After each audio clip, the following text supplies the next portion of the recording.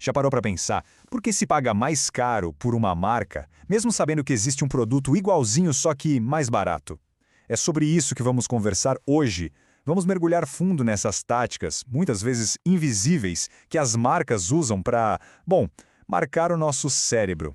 Olha só, vamos ser sinceros. No fundo, muitos produtos que a gente adora são super simples. Pega a Coca-Cola, por exemplo. O que é? Basicamente, água, açúcar e gás. Não tem muito segredo, né? E isso não é só com bebida, não. Pensa nos remédios. Todo mundo sabe que o genérico tem o mesmíssimo princípio ativo. Mas, mesmo assim, alguma coisa faz muita gente ir lá e pegar o de marca. O que será que é? Pois é, alguns nomes parecem que têm um poder, sei lá, quase mágico sobre a gente. Estamos dispostos a pagar mais, a caçar o produto na prateleira e até a defender com unhas e dentes numa conversa. A grande pergunta é, por quê? Aí que está o mistério. Se a gente fosse 100% lógico, isso não faria sentido nenhum. Pagar a mais por algo que na prática é a mesma coisa? A resposta para esse quebra-cabeça não está na planilha de custos, está dentro do nosso cérebro. Acontece que ao comprar uma marca, não se está levando para casa só o produto. A pessoa leva um pedaço de uma identidade. É como se estivesse vestindo uma ideia, sabe? E a ciência tem provas disso que são, olha, de cair o queixo. Fizeram um estudo assim.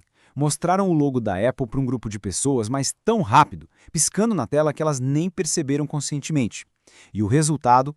Essas pessoas tiveram um desempenho muito melhor numa tarefa de criatividade do que o grupo que viu o logo da IBM.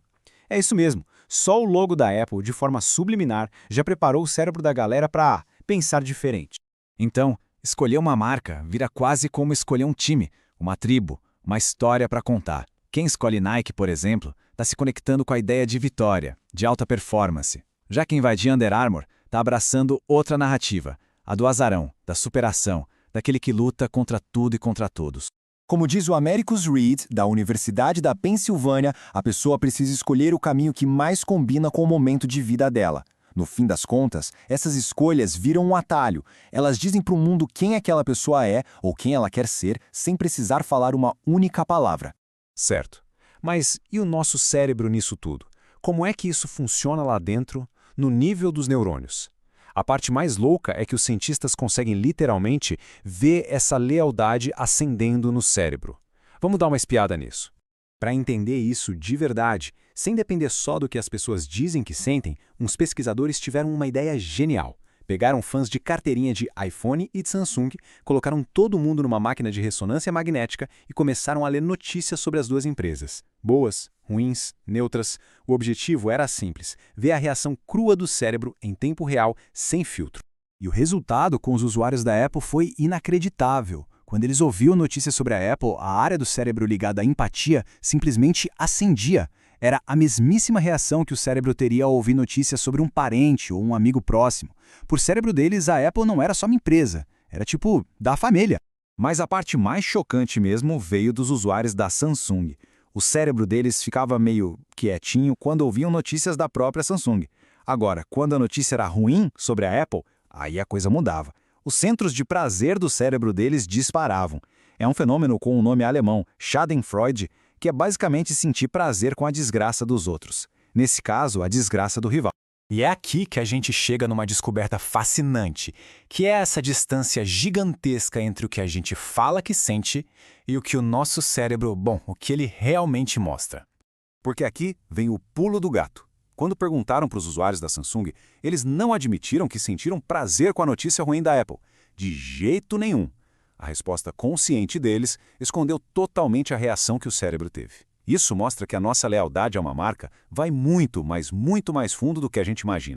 E esse, como diz o pesquisador, é o ponto. A maioria das pessoas nem se dá conta de que escolhe marcas de forma subconsciente, porque elas têm esse valor de expressar quem a pessoa é. Esse é o verdadeiro poder das marcas. Elas agem por baixo dos panos, moldando decisões, se conectando com a nossa identidade de um jeito que a gente nem percebe. Então tá, se uma marca pode ser vista como família, e a gente pode sentir prazer quando o rival dela se dá mal, o que isso tudo significa? Que papel é esse que as marcas estão ocupando na nossa sociedade? A resposta é que elas estão, na prática, formando um novo tipo de tribo. É essa mentalidade de tribo que explica por que as discussões ficam tão acaloradas. Pensa aí, Android contra iPhone, Xbox contra PlayStation.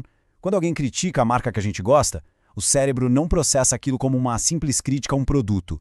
Ele entende como um ataque pessoal, um ataque à nossa identidade, à nossa tribo. E tem especialistas, como o Americus Reed de novo, que vão além. Eles dizem que as marcas se tornaram pilares da nossa identidade. A ideia é que, com o enfraquecimento de outras fontes de identidade, como, sei lá, clubes do bairro ou até afiliações religiosas, as marcas entraram para preencher esse vazio.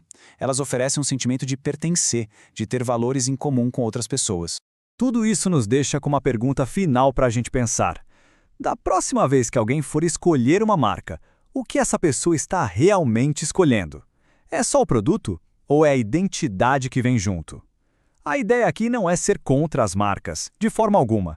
É só ter mais consciência das histórias que a gente escolhe contar sobre nós mesmos. Uma compra de cada vez.